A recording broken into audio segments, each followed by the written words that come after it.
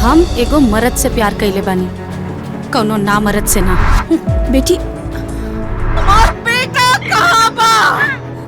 उनके गुंडा लोग उठा के ले गए। बाड़े जनावा पारनवा उहे जिए के आधार। हे छठी मैया, जौन अरग हमरा पति के देवे के चाहिए मजबूरी में हम दे रहल बानी। हमरे सुहाग के रक्षा करियो माई। कौन इतना जल्दी बाकी जान दे उतारू भल बनी जी? निराहु के भाई, हाँ। निराहु के भाई, निराहुआ के ब्याह तय कर देली। हाँ। अरे भौजी, खानदानो ऐसन कि बस नाम सुन के सिट्टी पिट्टी गुम हो जाए। वक्रतुंड महाकाय सूर्यकोटि समप्रभा। जजमान परिवार कैसा लागल? इमे पंडियो जी के बहुत बड़ योगदान बा। अच्छा माने कि रउआ लोगन के पास हमरे बेटा का ब्याह करावे के अलावा कौनो दूसर काम नहीं खे ना? नहीं खे, तू जा सीधे घर जा, हम आवा तारी तोरा से बतियाए। चला जा। नहीं खे। हाँ। चिड़किया ढेर बढ़ गइल बा। काटी दे। हटा। हाँ? ए जजमान, आए बुढ़िया ब्याह में दिक्कत ना नु करी? बूढ़िया? माने भौजी ब्याह में दिक्कत ना नु करी है? इतना बढ़िया घर बार ना मिली। ना ना, रउआ चिंता जिल करी। माँ भगवती के आशीर्वाद बा, कृपा बा। ये मिता, हाँ। भौजी के मिजाज हमरा कुछ ठीक नहीं बुझा। हम तोरा घरे ना जाइब, तू है दोनों आदमी जा और भौजी के देखा। अरे कैसे करा के गाँव वाला मुखिया बना देलक डरपोक कही अरे के। जा।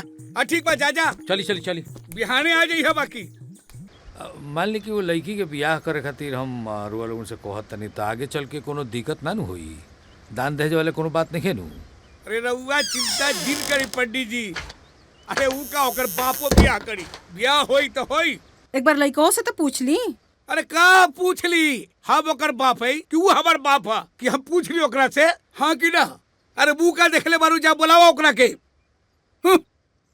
आ खुद ही फैसला कर लेती तब बक बक करत रहलिन। बस अपने के टाइट रही। बेटा घरे में नहीं खे। अरे गोइल होई कहिया वारागिरी करे है? अरे नहीं खे जी, देखी ना चिट्ठी लेके गइल बा। देखी ना तनी पढ़ी। पढ़ी तो तनी पंडित जी। शादी करे से पहले ओकरा से पूछ लेहल जाला जेकरा शादी करे के बा। हाँ? आ शादी तबले हम ना करे जले अपना पाँव पर खड़ा नहीं हो जात। और शादी के इतना जल्दी बा तब बाबूजी से कह दे माई कि खुदे शादी कर लेस। हाँ?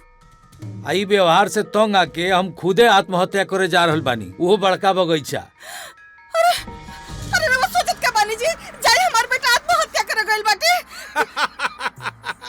अरे दुनिया का पहला आदमी बा कि मोरे की जगह बता के गइल बा। अरे जाई ना रउआ। हाँ, हम जात बानी। जाई ना। हाँ हम रउआ। जात नहीं। जाई। ससुर के नाती कही के। क्या करो? अरे लटके उठके से डराई लू। तब पेरवा काट जब ससुरा दबा के मर जाई, बुझलू? हाँ। अब लेकिन भौजी तू कुछू कह, हमार दक्षिणा तो फिक्स बा। वो कैसे भैया? अब शादी होके चाहे श्राद्ध, पंडित के दक्षिणा तो मिलबे करी। भैया महाराज जी क्या करते?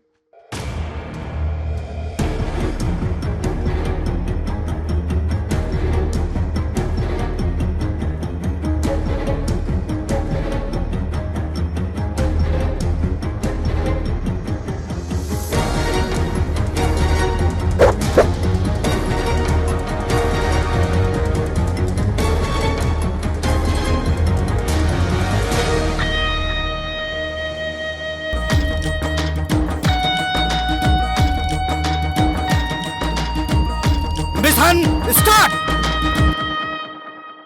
सच्चा और हल वाले पार्टनर फांसी लगा ले फांसी।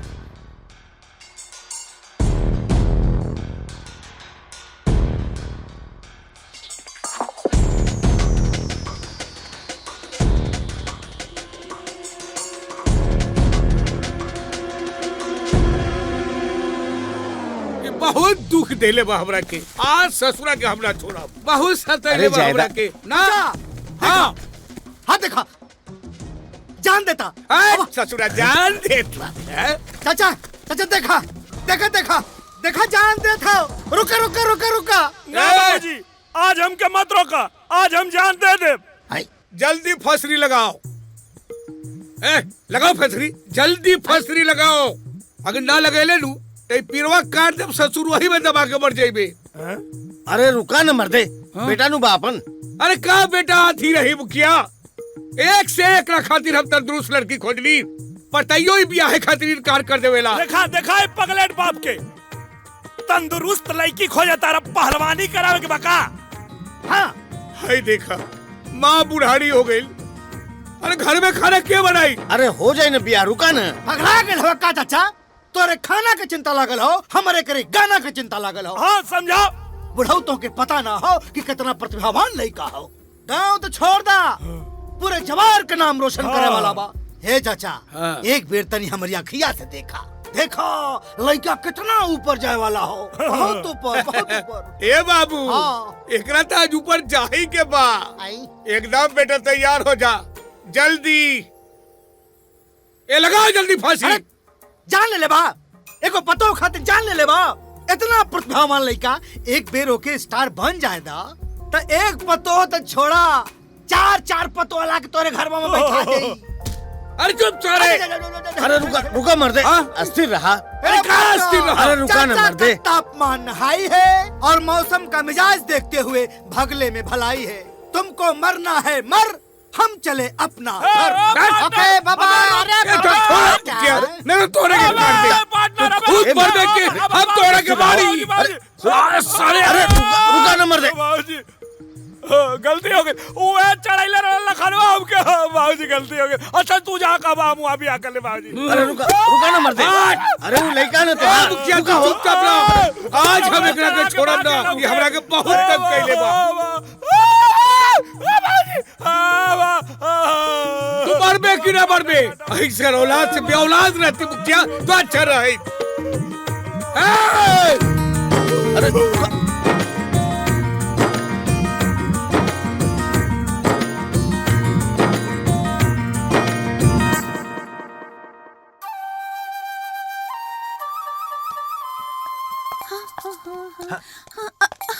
का रबड़ी?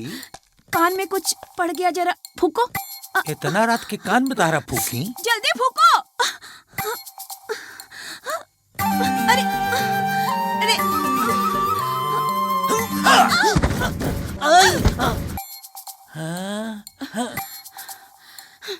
फूकने को बोला, चूमने को नहीं। तो फूकते रहो नहीं। हाँ अरे नाक में घुस गया, फूको। अरे अरे फूको जल्दी।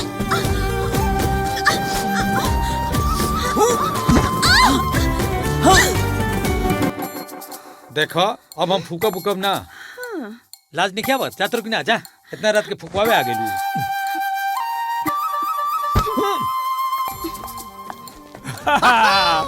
बाहर पंडित जी। अरे बड़ी राम हो पंडित जी, तू मंदिर छोड़ा, सीधा बॉलीवुड ज्वाइन कर। अरे बाप रे, जवान मुंह चुम्मे के चुम्मा होत रहे। इमरान हाशमी के फेल कर दे तू।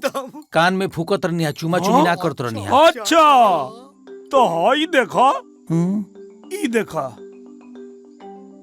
ई देखा तारम कान का भाई? बाप रे ई बाप, देखा। फूका थवा के चुमा थवा।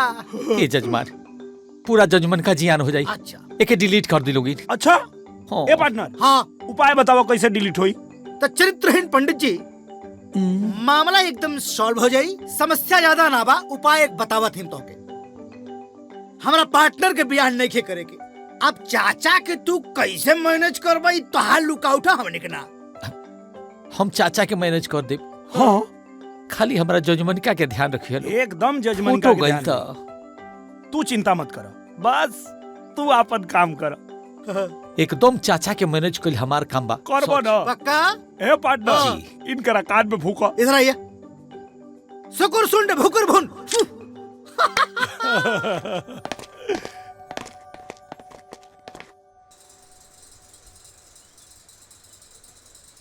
अरे ठीक से पूजा कर ला, मांग ला ऊपर वाला से कि तुहर कुपातर के जल्दी से जल्दी का बियाह हो हो रहल जाए। बा? हाँ प्रणाम पंडित जी, प्रणाम। प्रणाम।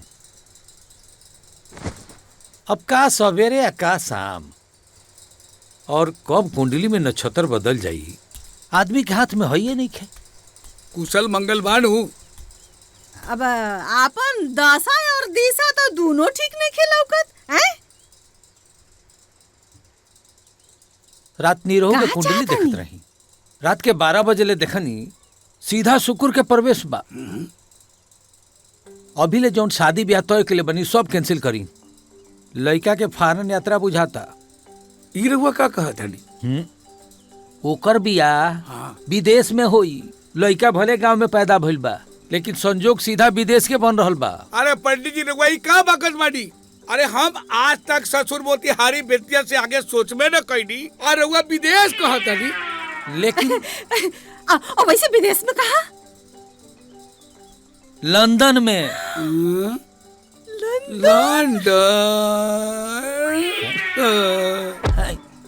अरे जुत्ता सुन, हाँ जुत्ता जुत्ता। अरे तोरा नानी के सांप काटो। मिर्गी तो नहीं खेआइल बेटा, बाकी एक बात के फुल गारंटी बा, एक जिंदगी में ब्याह कब न होखी।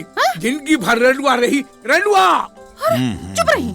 रवा के का पता पुरुष का भाग स्त्री का चरित्र कब बदल जाए, ये तो भगवान ने के जानत। बिल्कुल। और चाचा जी, हाँ मान लगा अगर ब्याह फॉरेन में हो गए तो हम का कर सकिला? लड़का से पूछा, हाँ, दूल्हा एकरा बड़े के बाद ब्याह एकरा करे के बाद तो हम का करी? तो सही बात बता दी का पंडित जी? बता दी। जब सब सही हो रहल बा तो फिर झूठ काहेला? दुल्हिया आई हो लंदन से।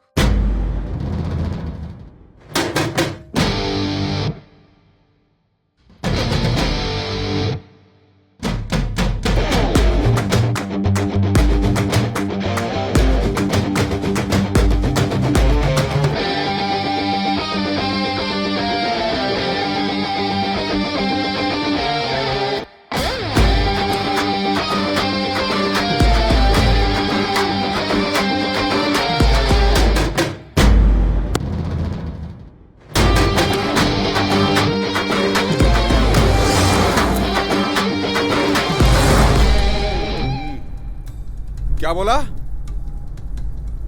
मुझे उसकी लाश चाहिए। देखते ही मार दो उसको।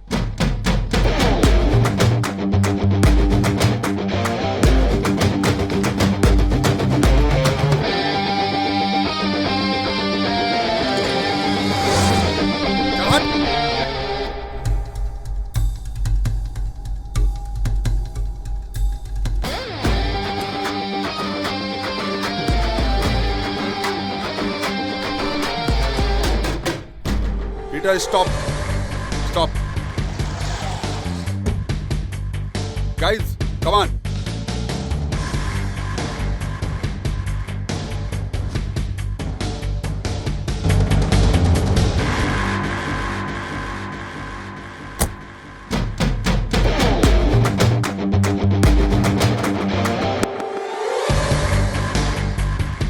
Wow. What a beauty. दिल में उतर जाओ, रानी बना के रखूंगा, वरना जान ले लूंगा। I love you. हाँ या ना? Not at all. कुत्ते को कितने भी महंगे कपड़े पहना दो, वो शेर कभी नहीं बन सकता। सही बोली। चल तुझे 7 दिन की मोहलत देता हूँ। डोली में बैठने के लिए तैयार हो जाओ, वरना अर्थी उठने में देर नहीं लगेगी। बाप की ताकत पर अकड़ ठीक नहीं होती है। कुछ ताकत अपनी भी पैदा कर लो, शायद कोई लड़की पट जाए। और जहां तक रही मेरी बात, मैं तो अपना जूता भी तुम्हारे सर पे ना रखूं।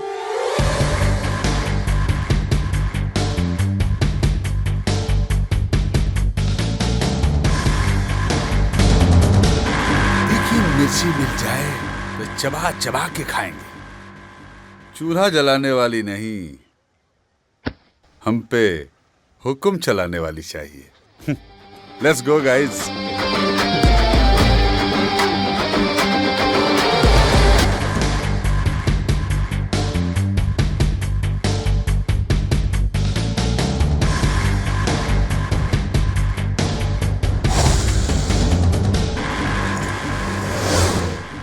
हम आपका बात सुन ले ली, लेकिन ब्याह शादी कोई लड़कन का खेल ना हो, और ये लड़की के भी पसंद आए कि चाहिए, खाली हमरे कहे से ना हो जाए। सड़क पर बदतमीज नियर लड़की के छेड़ल ठीक ना होखेला। के छेड़लस तो रखे? उहे अंकल के बदतमीज लड़का प्रभात। ओकरा के छेड़छाड़ ना बेटी, प्यार कहल जाला। वैसे भी बेटा के जीत बाप के शान बा। शादी के दिन तय करी, वरना। बिटिया तू अंदर जा, ले जाए के अंदर, वरना का हुई? वरना ताकत के आजमाइश हुई। अपन बेटी के संभाल के रखी और हम अपन बेटा के।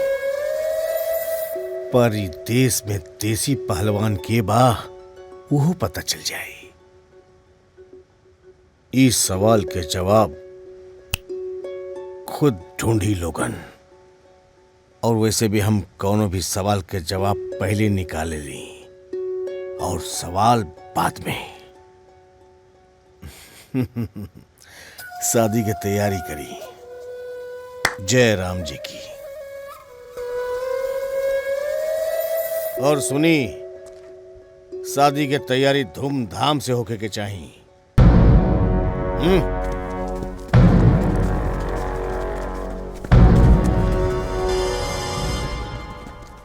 ये नालायक के बेटा हमार दामाद ना बनी, वरना हम बेटी के साथे जान दे देब। तू चिंता मत करा, हर शेर के ऊपर सवा शेर होला। हम ही भैरव का ऐसन काट निकालब कि बिहार के आदमी से तका वहां के माटी से भी डरे लगी। हम विदेश में पाऊं चप्पल पहन के ना, आपन चमड़ा सड़क पर घिस के जमोले बनी। परू हवे के विशंभर सिंह।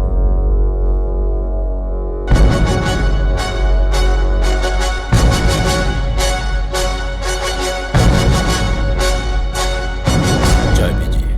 नमस्ते। हाँ तो चंद्रशेखर जी, आज सवेरे सवेरे कैसा आना हुआ? अब जिसकी बिटिया सयानी हो जाती है वो समय क्या देखेगा। बिटिया की फोटो दिए थे आपको, पर आपकी व्यस्तता के कारण कोई जवाब नहीं आया, इसीलिए हमने सोचा खुद ही चल के पूछ लें।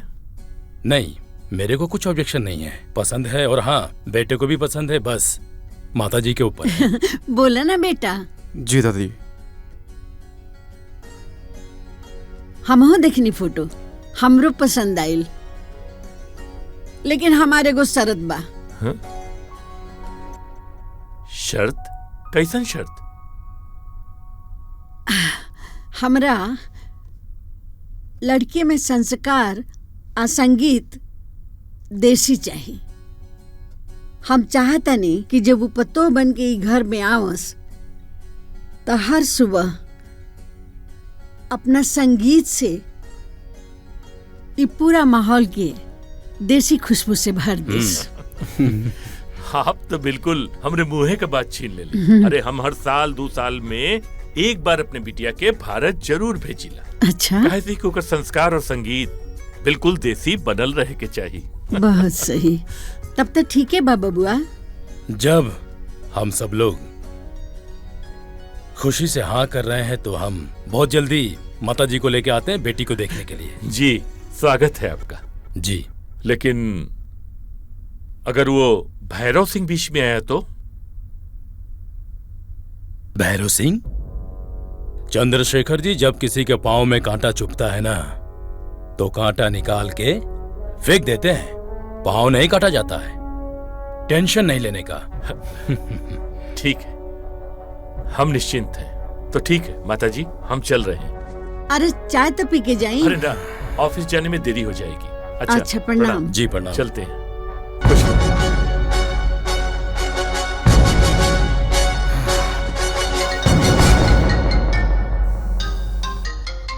अरे चंद्रशेखर। हाँ भैया प्रणाम। खुश रहा बाबू, खुश रहा। का हाल बा? ना यहाँ सब ठीक बा। एगो खुशी का खबर देवे के बा। हाँ बोला। वो का हो कि हम जूली का ब्याह तय कर देले है। अरे वाह, ये तो बड़ी खुशी के बात बा। बधाई हो बाबू, बधाई हो। मगर भैया एगो शर्त बा। शर्त? अरे नाना, ऐसा कोनो बात नहीं खे। बस उ लड़का का दादी चाहता कि लड़की के भारतीय संस्कृति और परिवेश का, संगीत का सबकर अच्छा खासा जानकारी होए के चाहिए। तो हम यही लिए चाहते हैं कि जूली के थोड़ा दिन आपके पास भेज दे, ताकि थोड़ा सा वहाँ का संगीत सीख ले और थोड़ा रहन सहन सीख ले, संस्कार सीख ले, और का रहे के तो यही जबा ना। अरे ई कौन बड़ बात बा हो, ओकरा के 1 महीना खातिर जा भेज दा, सब कुछ सिखा दे। ठीक बा भैया, ठीक बा। तो हम ओकर सब तैयारी करके आपके फोन करे थे। अच्छा अच्छा, आवेदा आवेदा। ठीक बा, घर पे सबके प्रणाम। खुश रहा। अच्छा फोन रखा थे भैया। ठीक बा ठीक बा, जियत रहा। केकर फोन रहल हा जे रउआ इतना खुश हो गई नी? अरे चंद्रशेखर के फोन रहे, जूली बिटिया गाँव आ रहल बिया। जायदाद में हिस्सा लेवे के? अरे भगवान, वो यहाँ संगीत सीखे आ रहल बिया। फिल्म में काम करी है? एकदम दिमाग से पैदले बाड़ू। ओकर शादी तय हो गई बा, आ वो यहाँ संगीत सीखे आ रहल बिया। और एक बात के ख्याल रहे, ओकरा के यहाँ 1 महीना रहे के बा, और 1 महीना के खातिर आपन मुंह बंद रखी है लोग। वो कैसे? ऐसे चुप।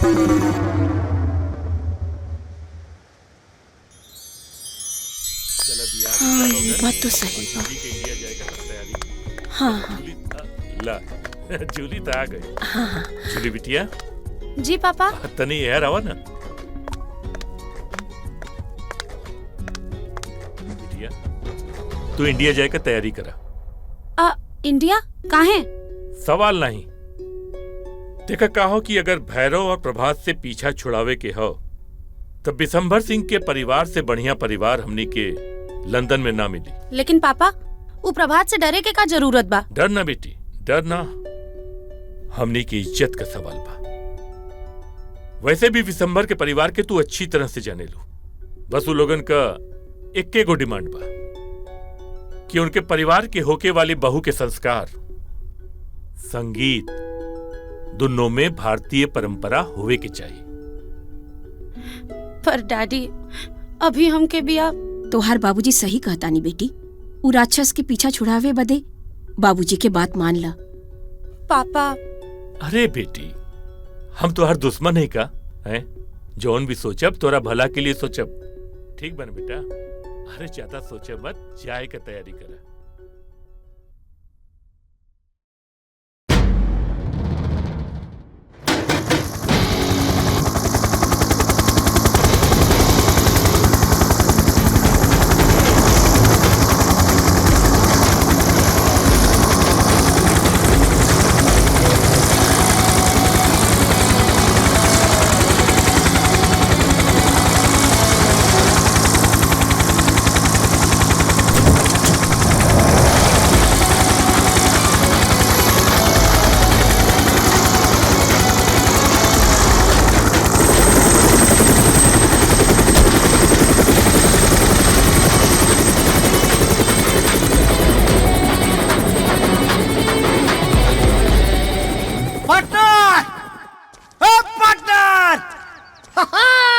पार्टनर, कैसन चिल्लाता रहा? खेत में भैंसा घुसल बा का?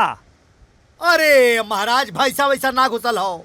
अरे गांव में लंदन वाली लड़की आ गई बिया। अरे हाँ, दिन में सपना देखल उल्लू अच्छा। के काम हो, आदमी के ना। तहरी आँख से ना देखनिया, अपनी आँख से देख क्या बतानी। भुवर भुवर बार और गोर बदन, अब बदन पे काम का पड़ा। गांव में बवाल मचल हो महाराज। अरे तो का बोलता रे, तोरा समझ में आवता? अरे महाराज, हमारा समझ में खूब आवता, तोहरा समझ में नहीं क्या आवत। अरे मर्दे, बाबू साहब का भतीजी जमन लंदन वाली बिया गांव में आ गई बिया, और गांव जवार में हंगामा मचल हो महाराज। तोहरा विश्वास नहीं की हो तो चल के देख लो। कहाँ रे? अरे रबड़िया की ब्यूटी पार्लरवा में।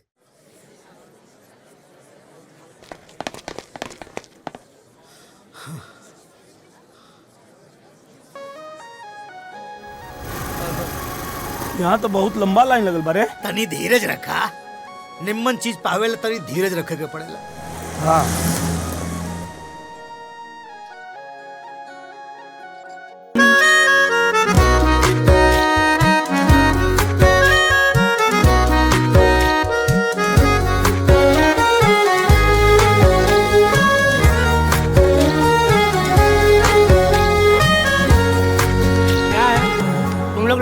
देखा है का? अरे देसी के विदेशी कहता रे। अरे यार पता न कैसे बदल गई, समझ में नहीं खे आवत। एकदम भगचोनहर है। कहो न रहू। अरे भोला बाबू नमस्कार। ये हमार भगनी बानी डूली, आज लंदन से आई है। अच्छा सही? हाँ, इनकरा के गाना सिखाओ के बाद अब तो से अच्छा के सिखाई। अच्छा तब एक काम करी, इनकरा के आज लेके हमरे प्रोग्राम में आई, हमरो के तो पता चले ई गाना सीखे लायक बाड़ी की ना। अच्छा तो हुआ के? ओहो, ये हम जस्टिन बीबर हुए। उ चड्डी दिखा के पैसा कमाला और हमनी के प्रोग्राम दिखा के। फिर तो देखे के पड़ी कितना दम बाई जस्टिन बीबर में। हाँ?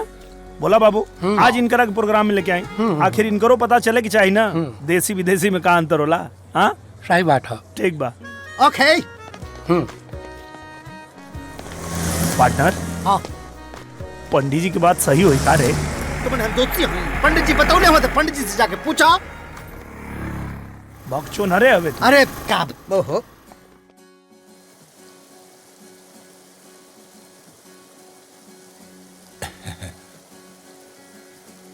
तोहरा के रूप में देख के जी खुश हो गई बिटिया। और टीचर भी मिल गया।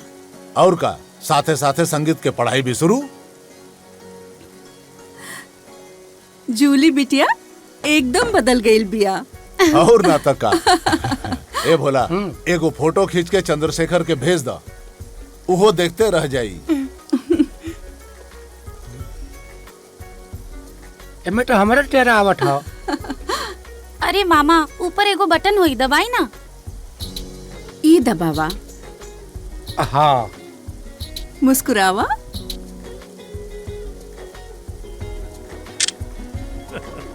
एक बात हम कह देता नहीं, आरो सुन ली, हमरा तो बियाह एकदम देसी चाहिए। अपना गांव जवार में जगन होला ना वही गन, कोनो लंदन वंदन हमरा ना चाहिए। हाँ खिचला हमरे खुके आवाला, बेटा उधर ना आवा।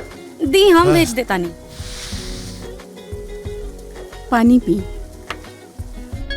एक मिनट, ये देखी बियाहे का बात करत रहनी और गाँव से बिटिया का फोटो आ गई। भैया ये देखिए, इसे कहते हैं हिंदू संस्कार, है ना माँ? देखिए। हाँ देखी देखी फोटो।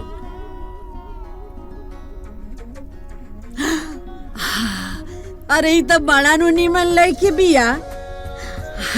ए बबुआ हमरा तो ये पतो चाहिए, ई लड़की जेकरा घर में जाई वहाँ तो दिन दुगुना रात चौगुना उन्नति हुई। ओ बउआ के जल्दी बियाह करो। चंद्रशेखर जी जल्दी से हमारी बहू को बुला लीजिएगा। जी जरूर। ठीक बा। हम जाके अब ये सब हाँ, तैयारी हाँ, में लग एकदम जाते। एकदम तैयारी करें। प्रणाम भैया। प्रणाम प्रणाम। अरे अब तो खुश हो ना माँ? हाँ बाबू हम तो बड़ी खुश बानी। एकदम बुझाता जैसे हमरा भारत देश में हम चल गए। पार्टनर अगर तो ऐसा ही मेहनत करत रहले नु हाँ। तो वो दिन दूर नहीं खे जब हम तो के सिनेमा लाइन में पहुंचा दे। का बात कर? यस देख तो के ते पता बटवे किया कि लड़की फुल इम्प्रेस भी है। हाँ? बस बाबू हाथ जोड़तानी कि ते अपन दिमाग मत लगाई है। अच्छा कहे से कि जब ते अपन दिमाग लगावे ले तो कुछ न कुछ गुड़ गोबर जरूर होला। तो के ते मालूमे हो कि है नीचेवा से लेके ऊपर तक हमारा दिमाग है। हाँ। है दिमाग के लगावे का काम हमार। हाँ। तोर काम खाली अपना गायकी पे ध्यान दो। ठीक। ओके ओके। ओके माई कहाँ डूबल रहा लोग हैं? अरे माई गृह लक्ष्मी लावे के तैयारी हो रहा बा। अच्छा हे माई हमके तो लागे तो पंडितवा के बात सही हो जाई। सुना हाँ ओ पोंगा पंडित में ना तोरे चच्चा के भरोसा हुई, हमारा के ना। हे माई ऐसन बात नहीं खे, उ लागत पंडित जी के बात एकदम सही है। सचो सचो। अच्छा लेकिन ये बेटा एक बात बता, अगर तोर बिया लंदन वाली से हो जाए तो करे वो भोजपुरी बोली की अंग्रेजी रे? ए चिंता मत करा, उ खाली लंदन में रहल बिया, ओकर पूरा संस्कार भोजपुरी वाला है। अच्छा अच्छा तब ठीक बा। माई अगर एक बार लुग्गा पहन के घूंघट निकाल के तोरा सामने आ गई नू तो तोर करेजा जुड़ा जाई। अच्छा तब ठीक बा। अरे का बात हो रहल बा जी? अरे एकरा के लंदन वाली लड़कियां मिल गई जी। हाँ? अरे ये क्या निकले सा? का मिल गई? एक बात और, मिलल हो गई तू तो भागई ना। कहीं वो चंद्रशेखर के बिटिया तो नहीं खे? अरे मुखिया एक बात सुन ल, जब आँखी से देखा तब ये बोलल करा, न तो गांव के सारा लोग तोहरा के पगली कही पगली।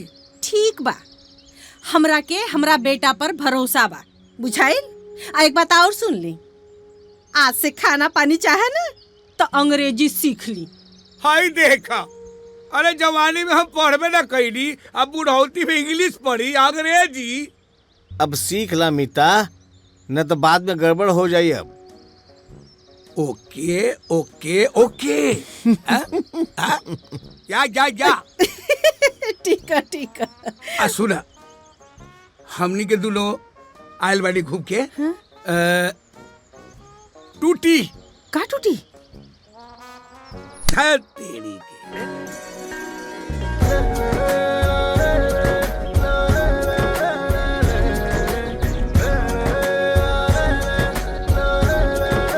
का देखा तारा बेटा? माई, हाँ? तोहर होखे वाली पतो लंदन से आयल बड़ी। अच्छा। ए माई, अरे अभी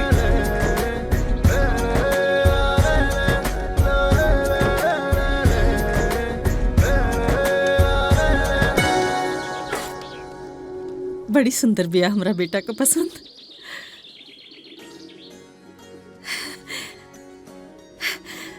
सगुन का अंगूठी है, निकलिया मत, असगुन हो जाए। कैसन अंगूठी का पसंद? पता बा हमरा के कि तोरा के लाज लागता, बाकी हमरा के कुल पता बा, बेटा हमरा के बतौले बा। के बा अपने के बेटा?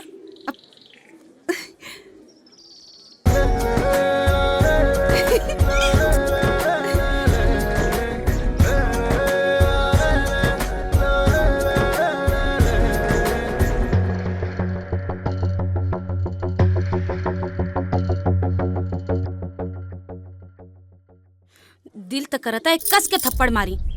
काहे? 2-4 दिन तो से हंस बोल के बात का कर लेनी, ओकर ई मतलब समझ लो तू। हमार शादी तय हो चुकल बा, मेहरबानी करके अपन नजरिया बदल लो, वरना अगर हमरा परिवार के लोग के पता चली ना तो तोहर नजर निकाल ली है। नजर निकलला के बाद भी हमरा आंख में तोहरे तस्वीर नजर आई।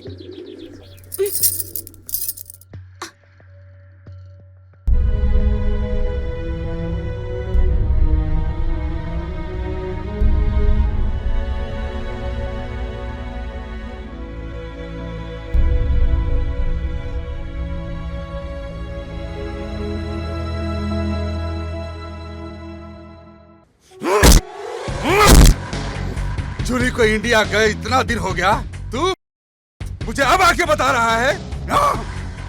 उसकी वजह से रातों की नींद और दिन का चैन खो गया।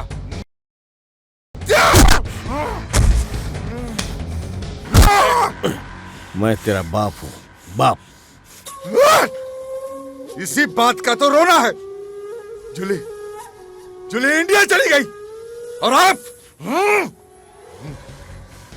बेटा, वो सिर्फ इंडिया चली गई है, इस दुनिया को छोड़ के नहीं गई है। अगर वो साला बिसंबर आज बीच में नहीं आता ना तो जूली तुम्हारी गोद में लेट रही होती। वो बिसंबर भी ऐसा वैसा आदमी नहीं है, शेर है शेर। और शेर जब बुढ़ा होता है ना तो उसकी ताकत का अंदाजा करना मुश्किल हो जाता है। मेरी बात समझ में आई कि नहीं? हैं? तो फिर एक बात कान खोलकर सुन लीजिए, जूली मेरी गोद में नहीं, दिल में बैठी है, दिल में। और मेरा दिल शेर और कुत्ते में फर्क नहीं मानता। जूली नहीं मिली तो जलजला आएगा, और उस जलजले में चंद्रशेखर और विशंबर को ढूंढते रह जाओगे। ये मेरा धमकी नहीं, फैसला है।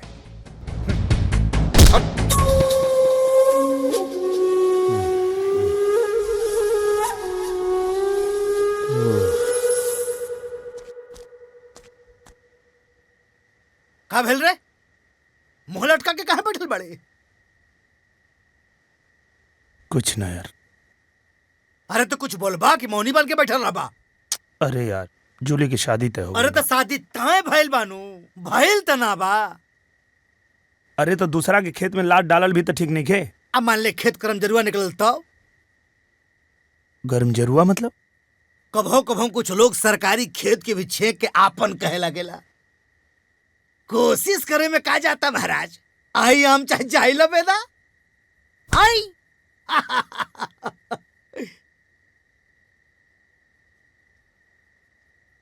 बिना आहट के आंखों से दिल में उतरते हो तुम, खुदा कसम क्या लाजवाब इश्क करते हो तुम।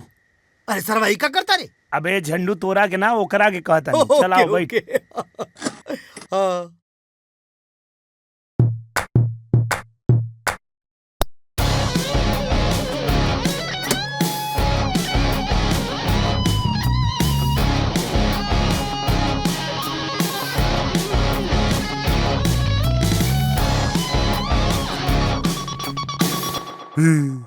प्रणाम ससुर जी।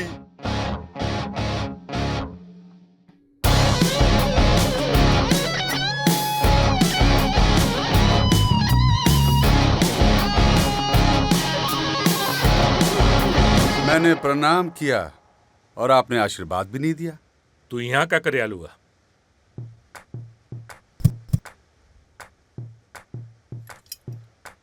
मैंने सुना जूली को आपने इंडिया भेज दिया।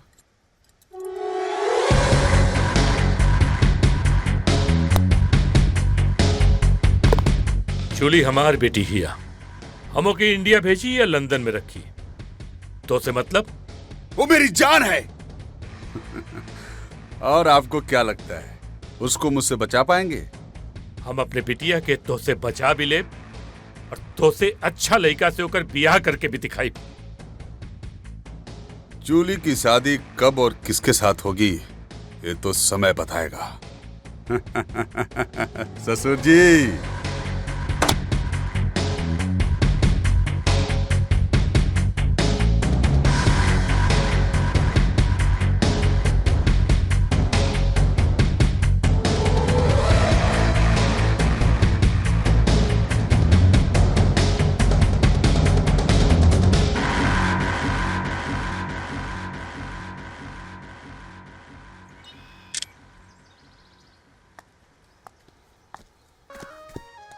अरे हटा हमरा फोटो के बीच से। अरे हमार फोटो खींच के अपना दिल से चिपका ला। तो आके पता नहीं खे तू बहुत जल्दीबाजी कर रहल बाड़ू। कैसन जल्दीबाजी? बियाह के। अरे मैडम हमरा कुंडली में लिखल बा भगवान लंदन से तोहरा के हमरे खातिर यहाँ भेजले बाड़े। सपना रात में देखल जाला, दिन में ना। तू हमार सपना जरूर देख सकेला, बाकी हमरा के पा ना सकेला। जैसे वो हेलीकॉप्टर के देख रहल बाड़ा,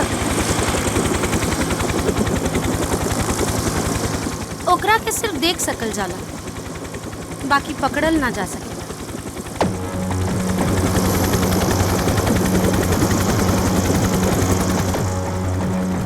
हाँ? अरे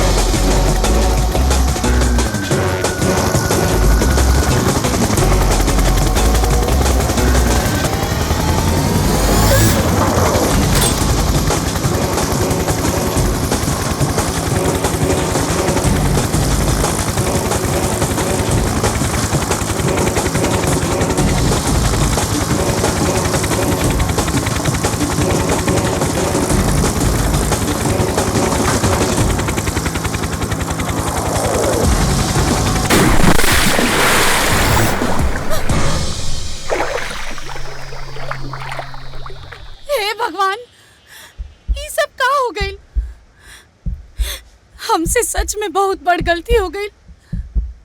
तो सही कहत रहला, इस दुनिया में हमके तो से ज्यादा केहू प्यार न कर सकेला। प्लीज बाहर आ जा, प्लीज। हमके भी तोरा से अपन दिल के बात कहे के आ, please. I love you. I love you.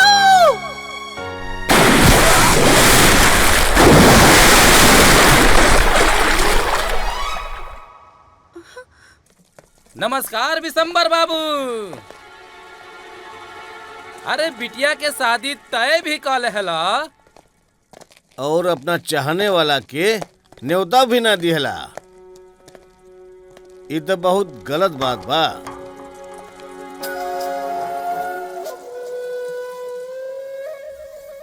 क्यों बे, तेरे को पता नहीं है?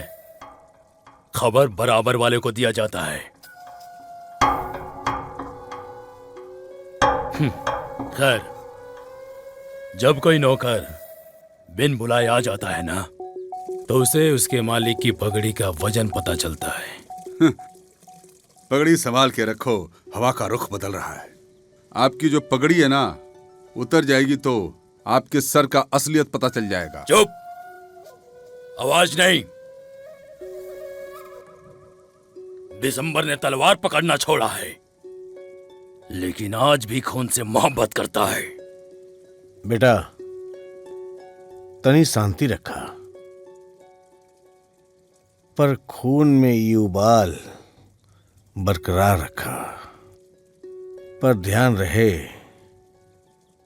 कि हमनी के ई धंधा यह बिशंबर बाबू सिखौले बाड़े। तो जूता उतार के सर पे रख लूं? देखिए ससुर जी, मैं आपकी बेटी से प्यार करता हूं। बेटी उसी को मिलेगी जिसके हाथ में ताकत हो और पिछवाड़े में गूदा।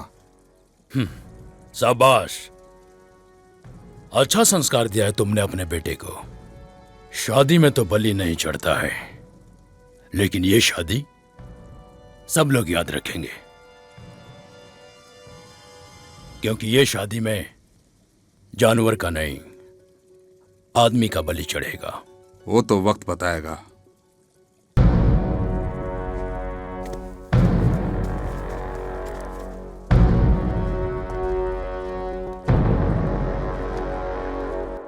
इच्छा पूर्ति माई के साक्षी मान के हम तोहरा के आपन बनावता नहीं।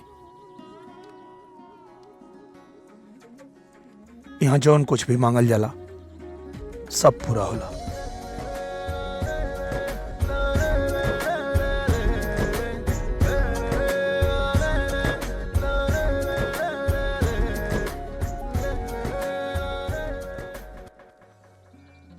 का मंगलू है? जब पूरा हो जाए ओकरा बाद बताइब। तू भी अपना खातिर कुछ मांगला। हम का मांगे जब माई हमके बिना मंगले ही सब कुछ दे देले बाड़ी। आगे का करे के बा? समय पे छोड़ दा। समय हमनी के जीवन के कोनो न कोनो किनारा पे जरूर लगाई। मिलन होखे या जुदाई, तोहार स्नेह हमेशा याद रही।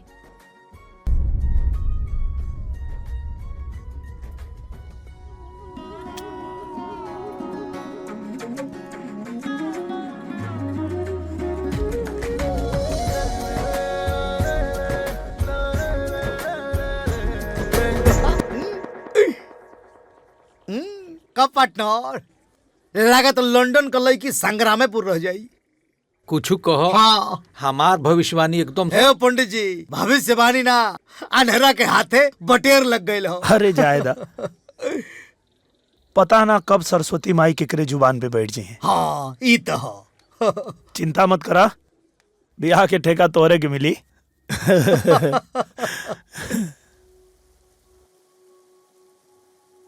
हर बात के झूठ मान सकीला, बाकी अपना आंख से देखल चीज यकीन करे पर मजबूर करता। और मजबूरी ना चंद्रशेखर जीजा जी के पगड़ी के निरहुआ के डूटा के नीचे लेके जाई। ओकर चिंता अपने के करे के जरूरत नहीं खे। पापा से हम बात कर लेब। लेकिन ओकरा से पहले एक बार चंद्रशेखर के जान और ओकरा सम्मान के बारे में जरूर सोची है जूली।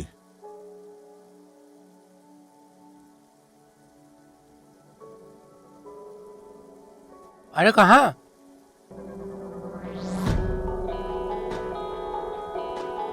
सामान बांधे।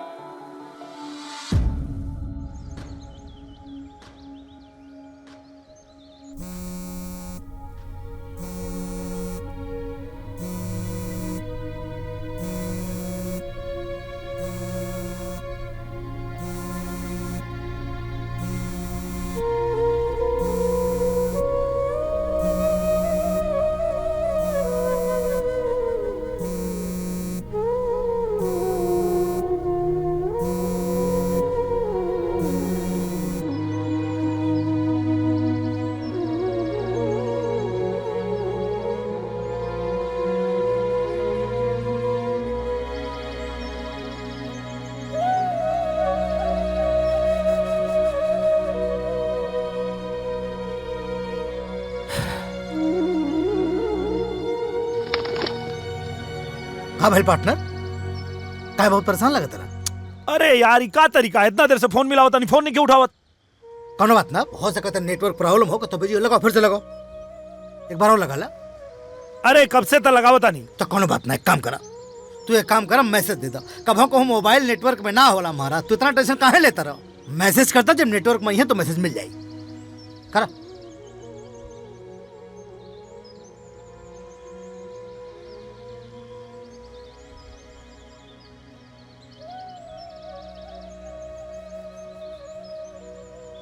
बस कॉल में अर्जेंट हो गई, कर दो। अब इतना टेंशन मत ला महाराज तुम।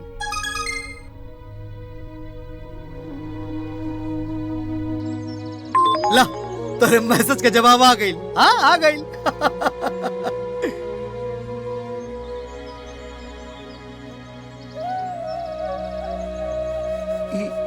ई कहा यार? ये कैसे हो सकेला महाराज? प्यार नहीं करती हूँ मतलब?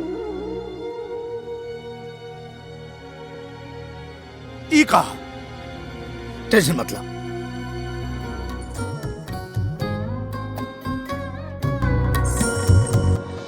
चल तुझे 7 दिन की मोहलत देता हूँ, डोली में बैठने के लिए तैयार हो जाओ, वरना अर्थी उठने में देर नहीं लगेगी। लेकिन पापा, वो प्रभात से डरे के का जरूरत बा? डरना बेटी, डरना हमनी की इज्जत का सवाल बा।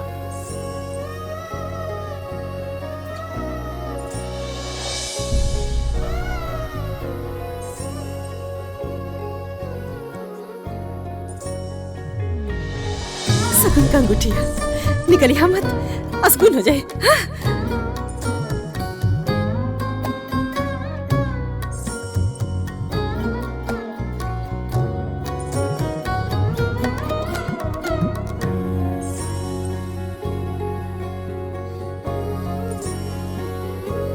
ठीक से जइया बेटा, और वहां पहुंचते ही हमके फोन कर दिया। बड़ा खुशी भई रहे।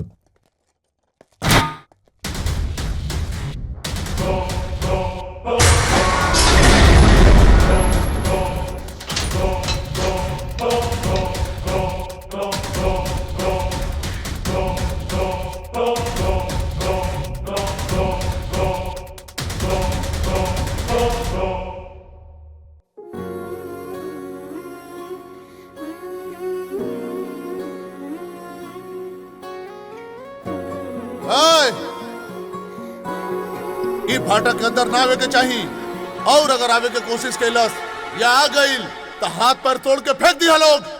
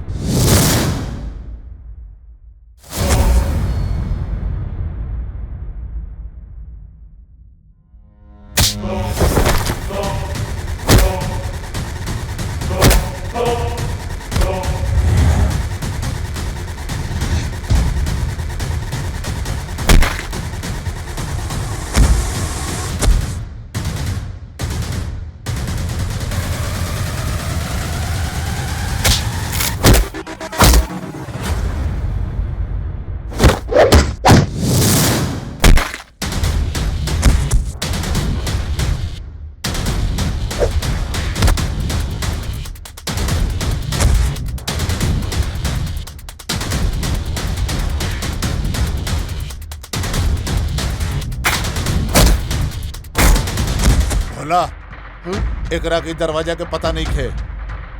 अगर ये अंदर आ गई ना तो हम जीजा जी के दिल से बाहर जा मारे के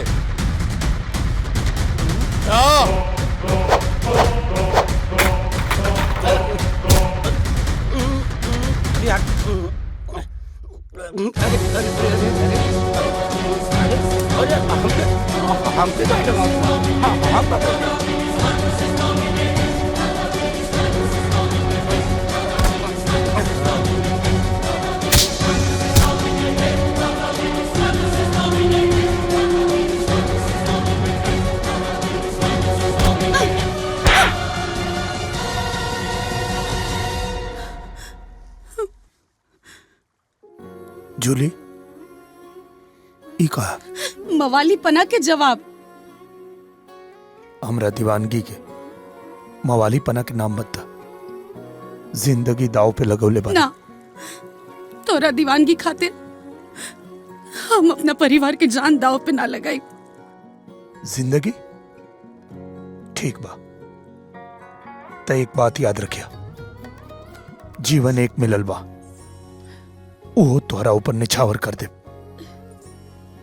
या तो प्यार परवान चढ़ाई या तो तोरे चौकट पे मर जाए। आशिकी लोग याद रखे वो काम कर जाए। राय एकरा कितना मारा सन कि एकर आशिकी के भूत एकरा देह से पसीना ना खून बन के बाहर निकले।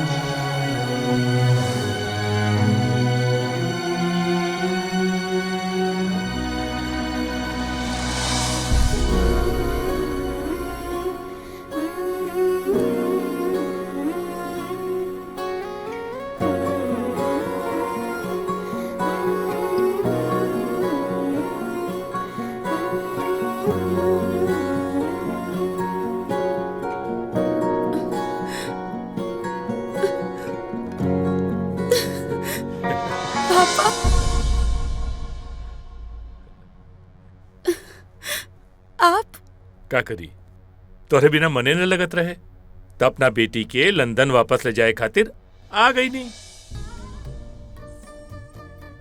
और का चंद्रशेखर जुग जमाना ठीक नहीं खे। सड़क के धूल कब सर के ऊपर चढ़ जाई आदमी सोच भी नहीं सकला।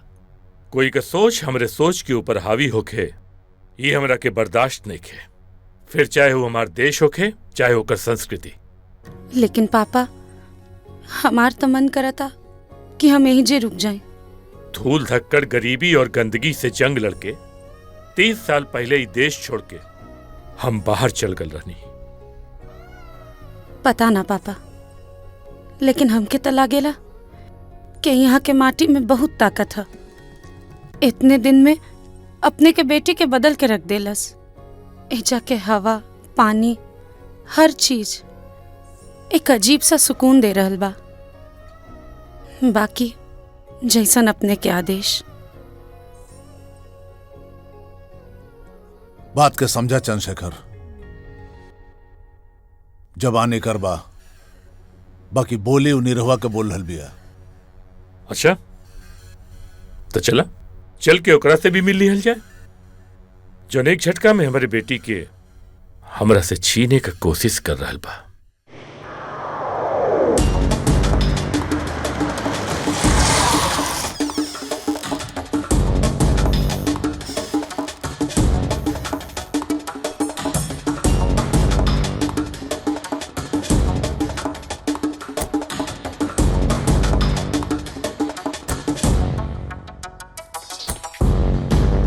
अरे प्रणाम प्रणाम चंद्रशेखर बाबू। प्रणाम।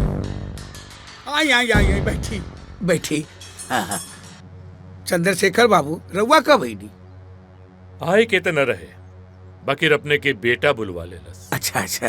बिटिया का बियाह तय कर दिले बानी, वही का न्योता देवे खातिर आए। जी अच्छा। भैया जरूर आए। हाँ। 7 समंदर पार लंदन। और हाँ, वहाँ साइकिल से ना हवाई जहाज से जाए के पड़ेला। अरे नहीं रहो के भाई, ये लंदन कहाँ बा हो?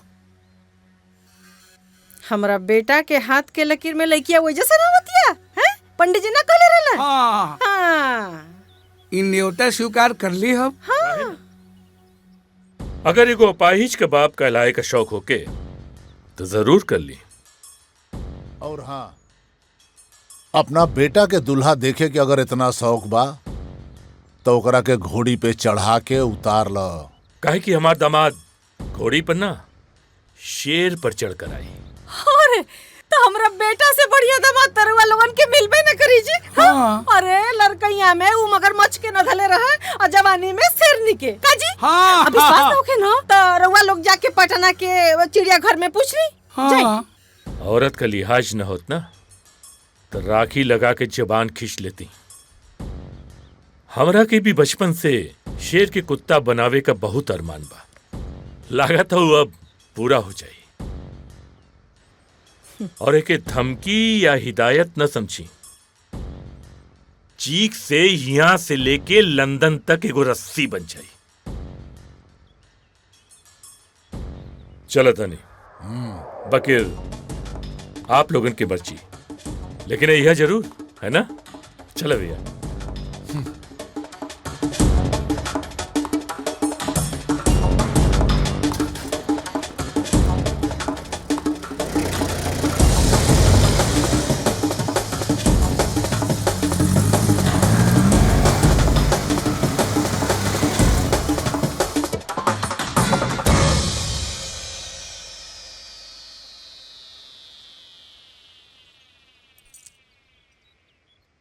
के रहल बाबूजी? कुछ नहीं बेटा, बस तोहर ससुर आला ना अन्यथा देके बिना चाय पानी कैले ही चल गई ना। ऐसे भी बेटा बेटी के बाप बेटी के घर के पानियों ने पिएला, काहे कि पानी पिए से नर्क में जगह मिली। जीवन के फैसला करे में तो हम कमजोर पड़ गई नहीं। आज हम फैसला कैले बानी दिल दिमाग दोनों से। बोल बेटा, पूरा करबे? बोली बाबूजी। ई जमीन जायदाद बेचे के काहे न पड़ जाए, बाकी सिर्फ और सिर्फ हमरे घर के पुतो उ चंद्रशेखरा के बेटी बनी।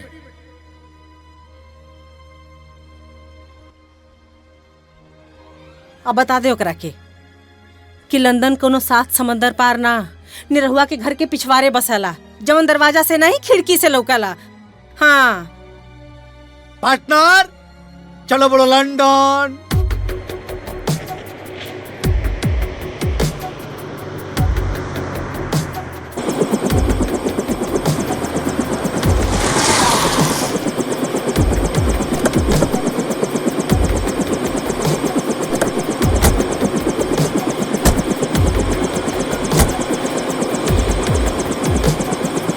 चलो बेटा, यहाँ ले चलाई।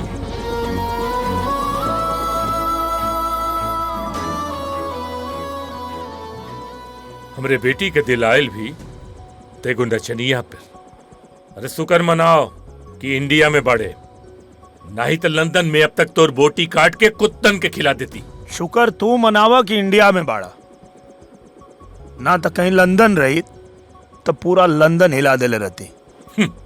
सपना रात में देखल जाला, दिन में ना। अरे भूल के भी लंदन का रुख मत ली है, वरना बस एक बार रास्ता मिल जाए, एक कदम में तुम्हार लंदन नाप दे। अरे रास्ता भी हमरे जैसे लोग बनावेला, तोरे जैसे ना।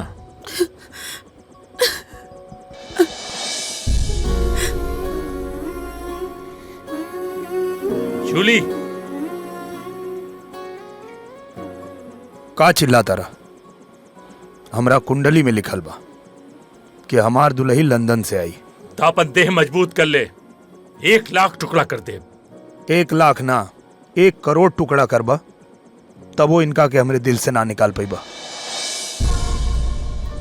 और हाँ, एक बात याद रखा, मंडप दुनिया के कोनो कोना में बनाला तो हर दमाद तमई बनब। जूली चला। हाँ हाँ चलो चलो। हम तो और इंतजार करब।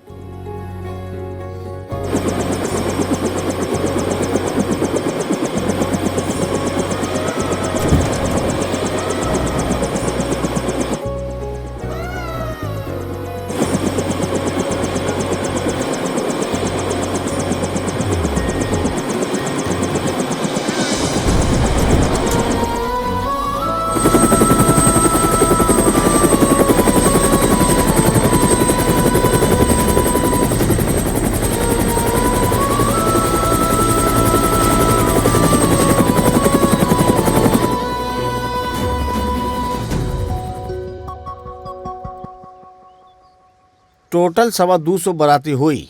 350 सबके बरात में बोलोले बानी, लंदन जाए के पैसा कहाँ से आई? हमन के सूट सिए के ऑर्डर दे दिल बन जा। नीरव भैया हमनी सब बाराते चलबे करब सोन। सब जाई कैसे?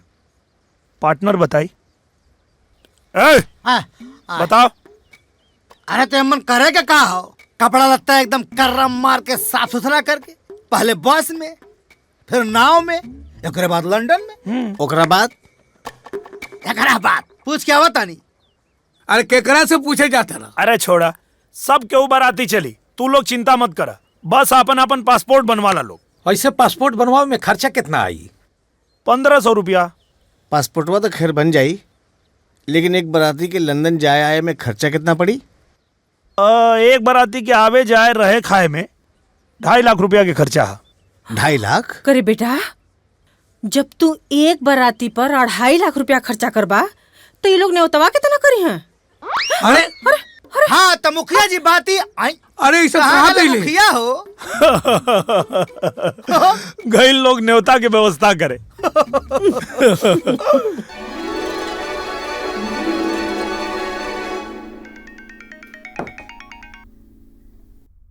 हाँ भैया प्रणाम। खुश रहा बाबू, सब हालचाल ठीक बा। और सुना, अरे आवाज में तनी बुलंदी लावा हो। और बिटिया के शादी आराम से करा जी। कि वो सब वीजा पासपोर्ट में अझुराइल बढ़न सन। अरे भोला अपना आंख से देख के हमरा के बतौले। और वैसा हम बताई ना कि लंदन कोनो जोश के बल पर ना, पैसा के बल पे जाला। आई है उन्हें सबके पास नहीं खे। हाँ भैया, अरे अगर यही तरह सोच के हर आदमी 7 समुंदर पार कर लेत ना, तो गांव का हर आदमी लंदन में ना होत। ठीक बा भैया, ठीक बा, प्रणाम। खुश रहा। का बात भइल?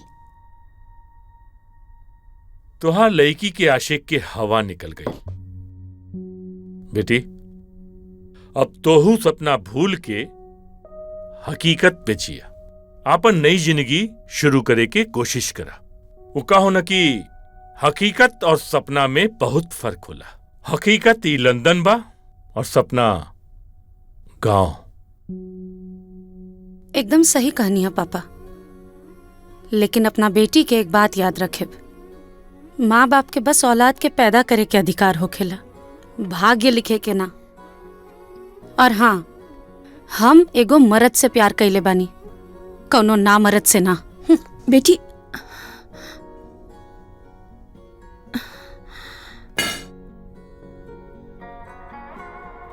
देखा तू टेंशन मत ला, हम सब सेटिंग कर दिले हैं। ठीक बा भाई, 2 दिन में पासपोर्ट मिल जाई। अच्छा ठीक। ठीक। हाँ, एक मिनट।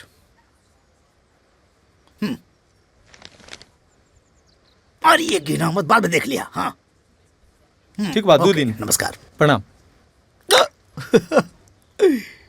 अब महाराज तुम काहे गिरौले हवा? परसों पासपोर्ट मिल जाए, बस लंदन जाए खाओ। फ्रॉड ना महाराज तू सबके हमारे कैटेगरी में काहे जोड़ा यार? हाँ साहब, कैसे करके वीजा करवा दी साहब, हमारे पार्टनर के जिंदगी के सवाल है साहब। साहब हाथ जोड़ता नहीं, ज्यादा तो ना हो पाए, गरीब आदमी है, बाकी थोड़ा सा रख ली साहब, करवा दी बस। आप बस पासपोर्ट लेकर आइए, वीजा लगाने का काम हमारा है। अरे thank you sir, thank you. हो जाएगा, धन्यवाद हो जाएगा। सर। फोन देख, फोन देख। Hello Julie. अच्छा, अरे तू चिंता मत करा। हाँ, आज बात होगी ल साहब से, 2 दिन में पासपोर्ट आवता, ओकर बाद वीजा लग जाई। हाँ ठीक बा। चलो बोलो लंदन।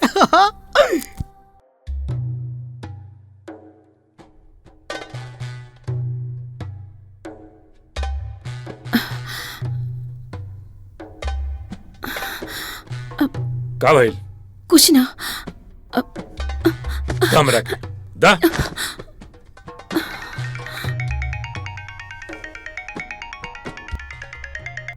हाँ हेलो। हाँ जीजा जी प्रणाम। बोला बोला का भाई? अरे पासपोर्ट हमारा हाथ में आ गई बा। अच्छा, सच में?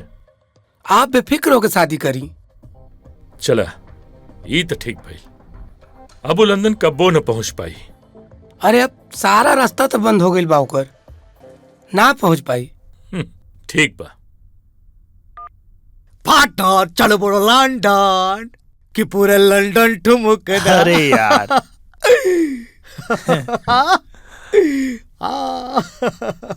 आगे ले। हाँ भैया फटाफट पासपोर्ट निकल, हम लोग बहुत जल्दी हो।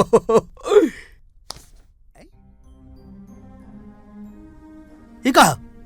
देखिए हम हाथ जोड़त हई, आपके वार से पासपोर्ट बनवा ली, ये हमसे ना हो सकेगा, माफ करिए। पागल आदमी हो, है? बड़ा बेदिन में हो तो देखा था का कहा था? बेदिन ऊ ना, बेदिन तू हवा। सेटिंग हो गई ला, ये सेटिंग भइला। अरे मर्दे हम तो तेरे ऊपर विश्वास का नहीं है पार्टनर, है? अरे मर्दे धोखा देहलस है पार्टनर, सुना हो? है?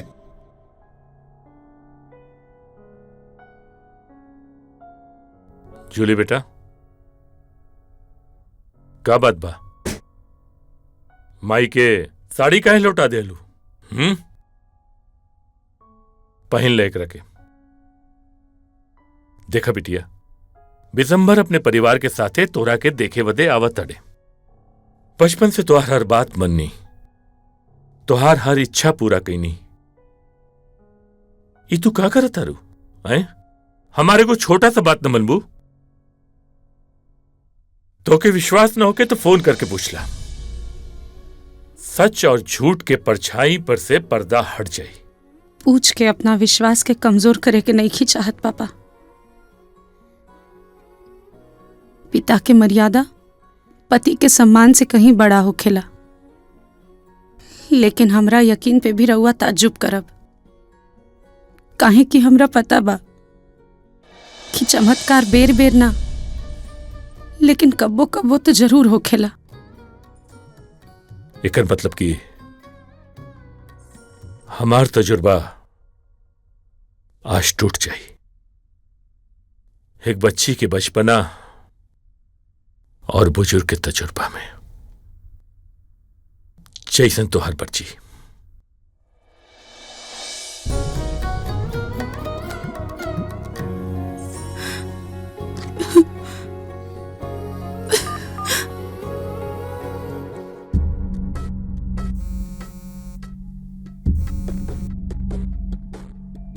हेलो हेलो नीरू, हम लखन बोला तनी।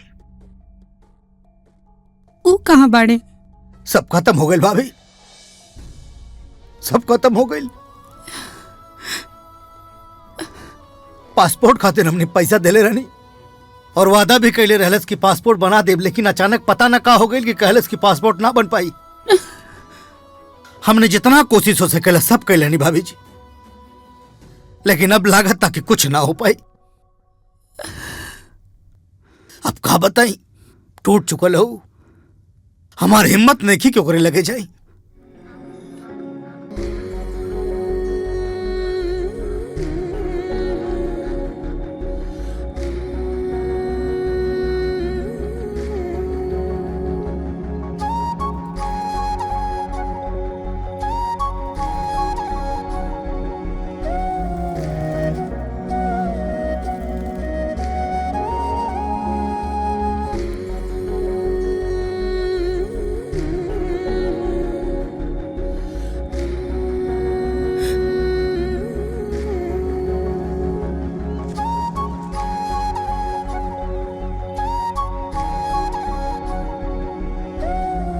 जूली बिटिया,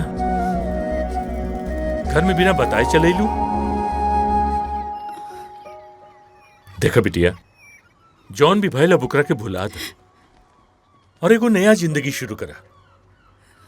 हम तो हर बिया यहाँ बहुत धूमधाम से करब। पूरा लंदन देखी, निरहुआ अभी धरती पर ना आ पाई। ये बात अपने दिमाग में अच्छा से बैठा ला। देखा जूली, बहुत मुश्किल से अपना देश से इतना दूर आके हम इज्जत कमैले बानी और अपन इज्जत बचावे खातिर हम तो हर जान भी ले सकीला।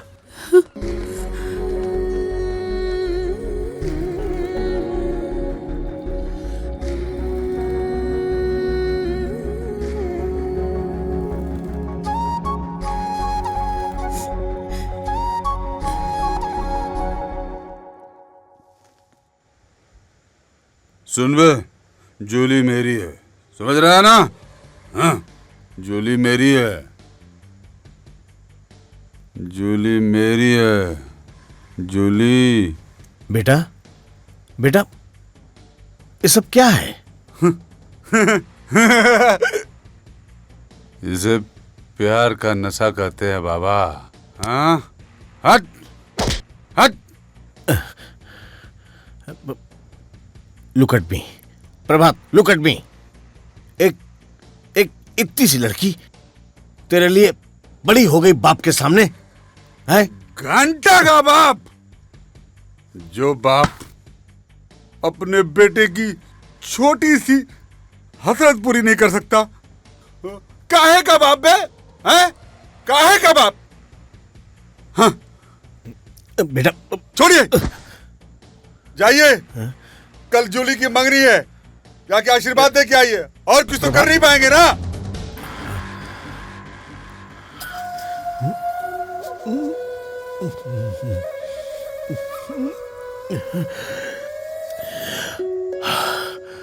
गो गो।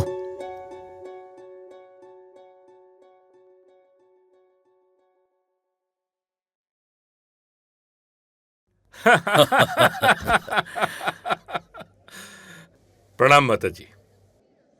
प्रणाम प्रणाम। आपके भारतीय संस्कार, संस्कृति, समाज पसंद बना। हाँ। तो हम भारतीय समाज के हर आदमी के अपना पार्टी में बुला ले बानी जी। और खुद भी भारतीय परिधान में बानी। हाँ। I like it। Thank you. अरे वाह, रउआ तो बड़ा नीमन लगता नहीं। अब बुझाता कि हमनी के भारत के हैं जा। बैठी। ना, हम बाद में बैठब, पहले हमरा पत्तों के बुला दी। काहे ना, अब ही बुला बतानी। तनी जूली के त ला, बिटिया तो खुदे आवतिया।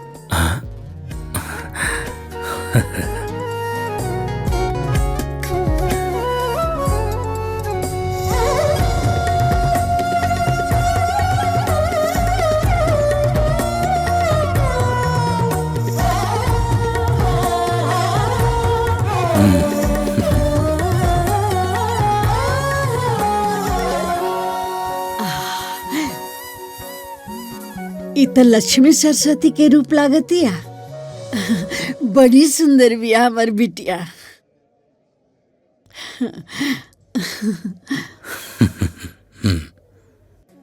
केहू के नजर ना लगे के। माता जी, तब मंगनी की रस्म शुरू करल जाए। हमरो बहुत जल्दी बा कि मंगनी जल्दी हो जाओ, लेकिन ओकरा पहले गाना बाजे के इंतजाम कैले बनी। वो तो जल्दीबाजी में हम कुछ न कर पैनी, बाकी पियाहे में अच्छा सा इंतजाम जरूर कर दे। चंद्रशेखर जी, उसका टेंशन मत लीजिए। मंगनी का गाना बजाना मैं ऑर्गेनाइज कर चुका हूँ। आओ बेटी, बैठा। बैठिए आप लोग।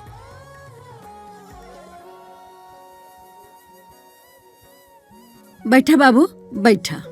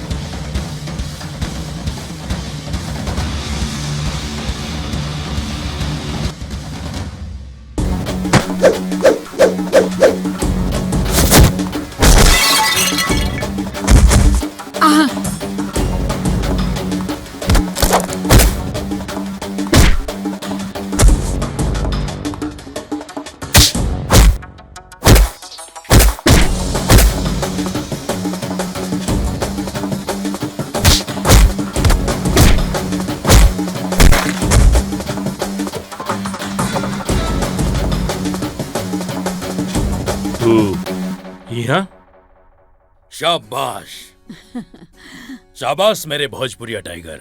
नाच गाने के साथ साथ फाइट भी अच्छा कर लेते हो। धन्यवाद सर।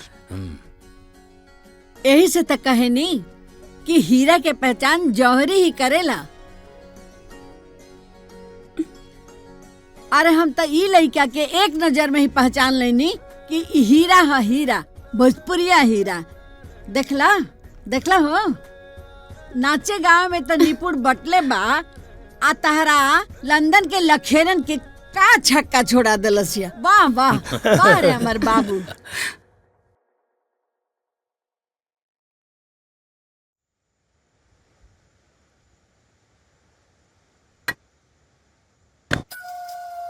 डैड, मैंने सुना है कि आपने जूली पर अटैक करवाया।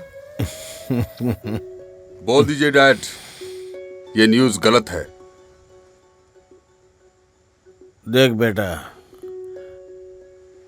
इस दुनिया में तुझे सिर्फ वही एक लड़की मिली है क्या?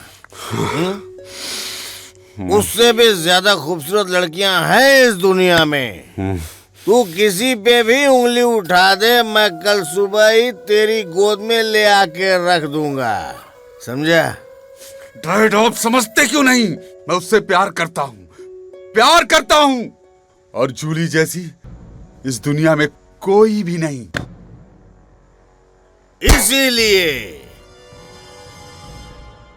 इसीलिए उसका जिंदा रहना खटकता है मुझे। आज तो उसे उस गवैये ने बचा लिया, लेकिन कल कौन बचाएगा उसे, हैं? मतलब डैड, मतलब क्या है? डैड, अभी आपने क्या बोला? डैड, बोलिए डैड, अभी आपने क्या बोला? मुझे ऐसा मजाक पसंद नहीं है डैड। बोलिए, ये मजाक था ना? तो वो गुंडे आपके थे, जूली को मारने भेजे थे ना? डैड, जूली मेरी जिंदगी है डैड। नहीं बेटा, उसकी मौत के बाद तेरी असली जिंदगी शुरू होगी। देख, एक बेटे की खुशी उसके बाप से ज्यादा कौन जानेगा? कौन जानेगा? और एक बात सुन, अब उसे कोई बचा नहीं पाएगा, यहाँ तक भगवान भी नहीं। सुना तू? भगवान भी नहीं बचा पाएगा।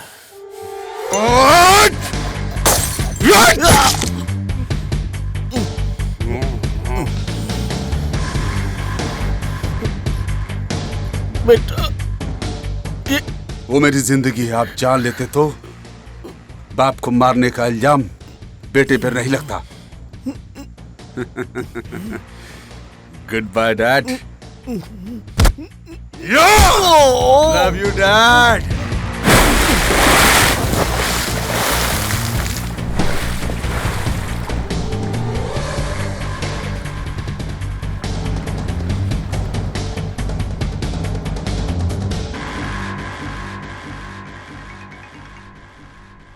हेलो जीजाजी प्रणाम। प्रणाम राहे तो बोला। एगो छोटा सा काम तू लोग ने कर पैला हैं? इतना पैसा भेजी ला यहाँ से हर महीने हम तो बहुत कोशिश कैले रहनी है, कैसे पहुंच गल वहाँ? तो कैसे यहाँ आ गई और आइल ताइल घरे तक पहुंच गई। पूरे समाज पे हमारी इज्जत का ऐसी तैसी कर देलस। अरे हम तो बहुत प्रयास कैले रहनी है जीजाजी। का कोशिश कर ला तो यहाँ तक आ कैसे गई? ठीक बा, अब हमके जोन समझ में आई ना हम करब। रखा फोन। सरवा कैसे पहुंच गए?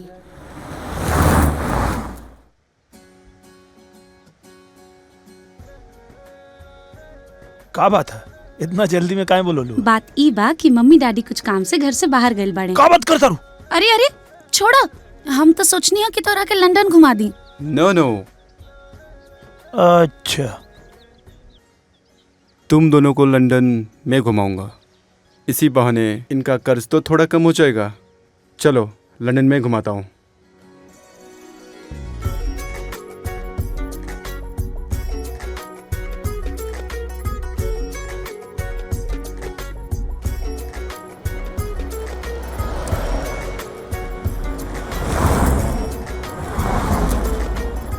देखो सामने रानी महल है और ए रोड से सीधा जाओगे तो आगे थेम्स रिवर है। अरे मैडम, धन्य हो गए आपके दर्शन पाके। अरे तुम्हारे चक्कर में कितने को मारूं ये बताओ यार। तुम्हारी सगाई जिससे भी हुई हो, शादी मुझसे ही होगी ना। और जो भी बीच में आएगा उन सबको मैं मार दूंगा। मैं किसका बेटा हूँ मालूम है? अपने औकात में रह के बात कर। शादी मेरे साथ ही होगी। शादी तो मुझसे ही होगी। एक मिनट रुको भाई। अभी तक मैं यहाँ पे इनके हिसाब से गाने बना के लाया था। इनकी शादी होने वाली है, अब आप बोल रहे हो आपकी शादी होने वाली है। तो अगर आपकी शादी इनसे होने वाली है तो अभी बता दीजिए, ताकि मैं फिर उस हिसाब से गाने तैयार करूं। हाँ, और नहीं तो क्या। आप लोग डिसाइड करो भाई, मेरा गाना वेस्ट हो जाएगा ना। आप लोग बताओ कौन कर रहा है। शादी तो मुझसे ही होगी ना। मैं बोलता हूँ मुझसे ही होगी। अरे बच्चा तू शांत हो जा, शांत। हाँ, घूमे आइल बानी जा। और छठ पूजा की तैयारी चला था कहाँ? ओ अच्छा, कोनो बात ना, तू अपन ध्यान रखा। हाँ चला, ठीक बा, चला बाय। का भइल? छठ पूजा आ रहा बा और माई कहत रही है कि ए बार ना कर पाई है। डॉक्टर मना के लिए बा भूखे के। पहला बार ऐसन बा कि हमरा घर में छठ नहीं के होत। चलो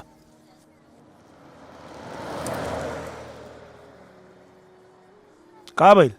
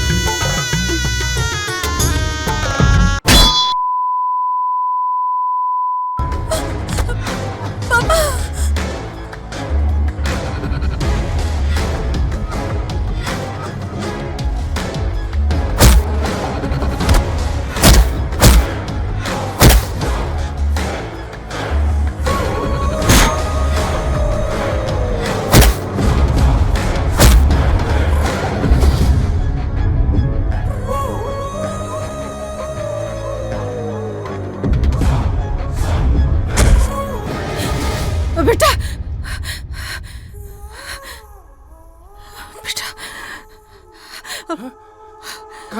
का भेल भाई? आप हमारी बात कराइए पापा। हमारा बेटा संकट में है। सब ठीक हो जाएगी, कुछ ना हुई, तू शांत रहा। बेटा संकट में। फोन उठाओ।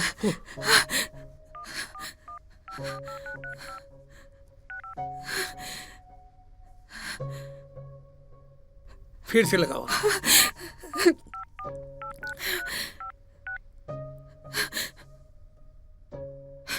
नहीं लगा? बाहू के लगावा। हाँ लग गेल का?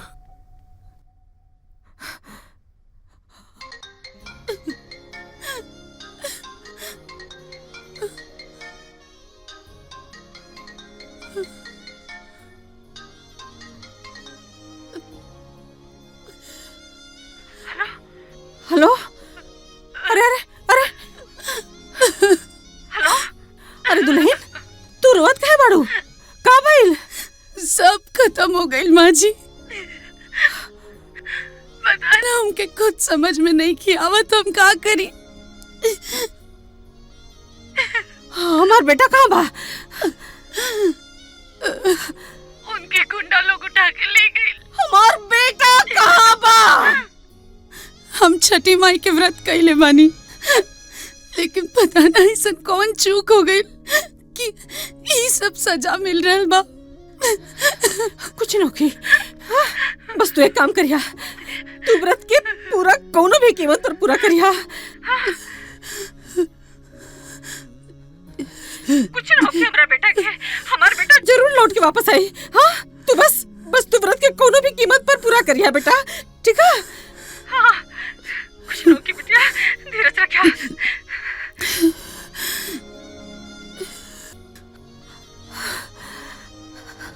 का भइल? हाँ? का भइल हमरा बेटा के? कुछ नहीं हमरा बेटा के, कुछ नहीं हुई हमरा बेटा के।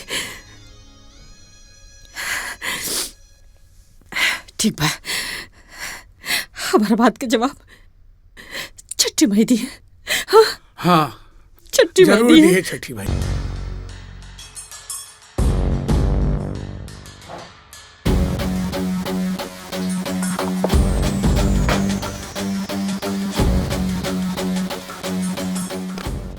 हाँ तो बेटा, उस लड़की के बारे में सोचने से पहले एक बार तो पता करता कि उसकी शादी किसके घर में होने वाली है। बिशंबर, बिशंबर जिसके पांव के नीचे पूरा लंदन दबा हुआ है, और तू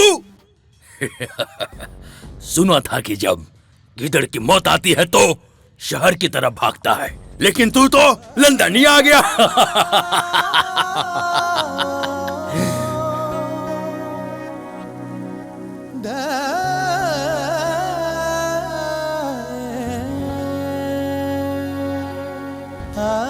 बबुआ, ये बिहार नहीं लंदन है, लंदन, समझा? Hey guys, finishing him off, throw immediately outside. Quick!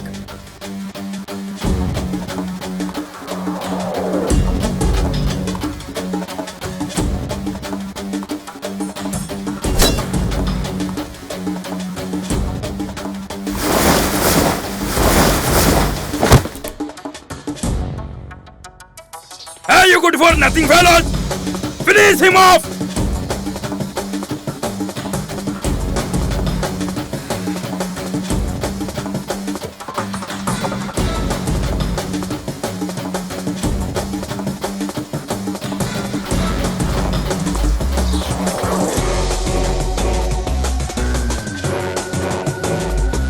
Finish him off!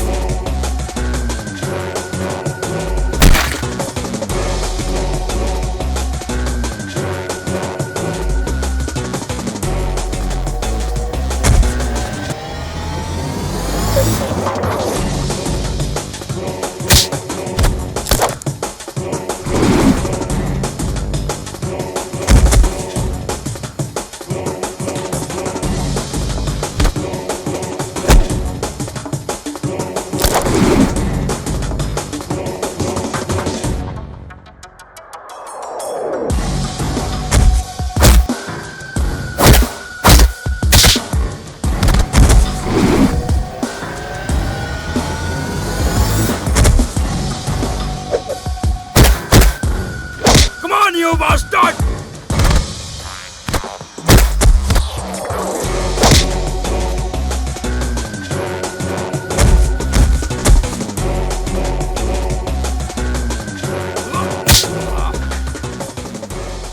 क्या बोले थे? यह बिहार नहीं है, लंदन है। लंदन हो या बिहार, हम रिश्ता निभाते हैं। गलती से भी किसी ने बेटा कह दिया तो जान दे देते हैं, लेकिन हाथ नहीं उठाते हैं।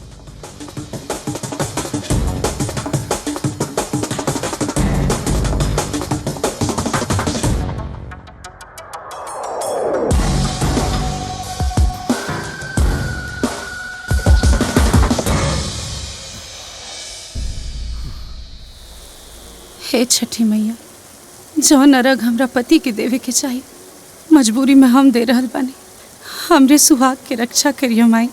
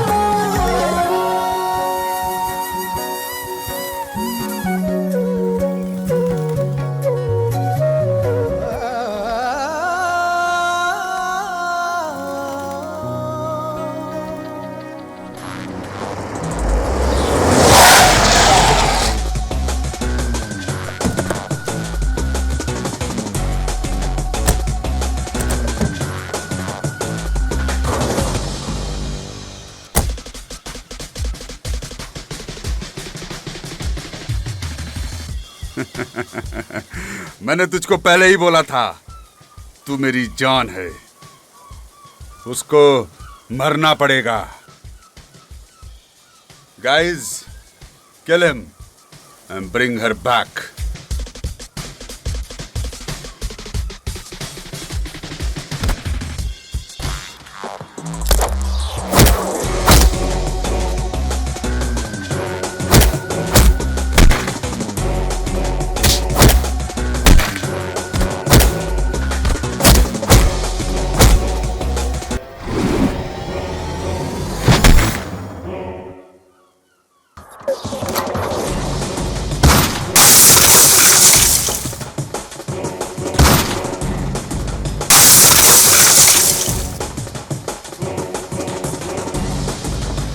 You black ships, catch them!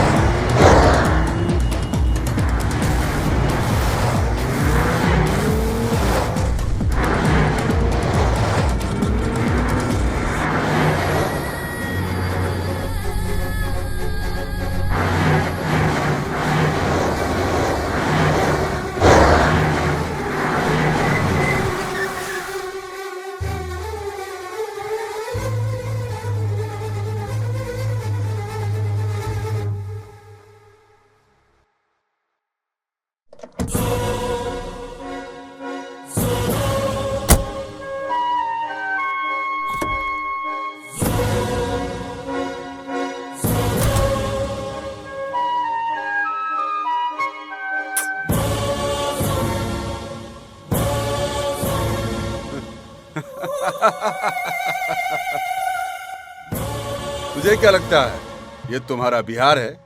नहीं, ये हमारा लंदन है। तुझे क्या लगता है तू मेरी जान को लेके भाग जाएगा? और मैं हूं? बेटा, हमारे नाम नहीं रहुआ। अगर हम भागे पे आ जाएं तो इंग्लैंड की महारानी के लेके भाग जाएं। ये तो हमारी रानी है। Guys, please kill him.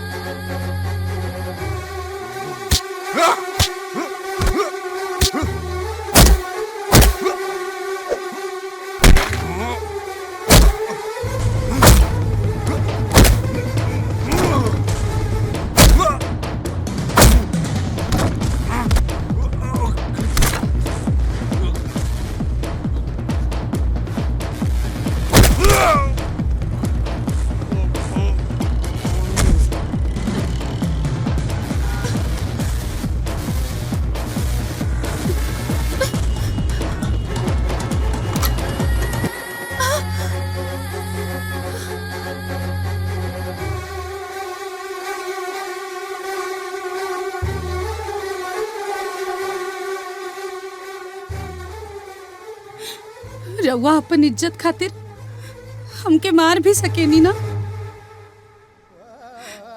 तो इनकरा पहले रउआ के हमके मारे के पड़ी।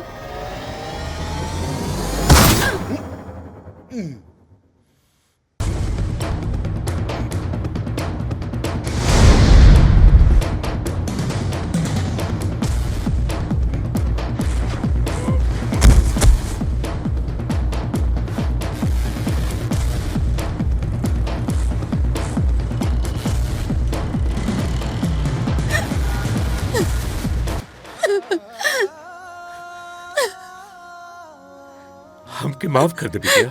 ना पापा। अरे कोई बाप अपने बेटी की मार सके लगा? आवा बेटा आवा, हम तो हार भी गुनाहगार है, तो हमके माफ कही दा। चलिए आवा निरहुआ, हमरे बिटिया खातिर तो से अच्छा वर कब्बो न मिल सकेला। अरे सच्चे प्यार के आगे तब भगवान भी झुक जाला। हम तो एक बाप है, तू लोग चाह भी रहा, हमेशा खुश रहा।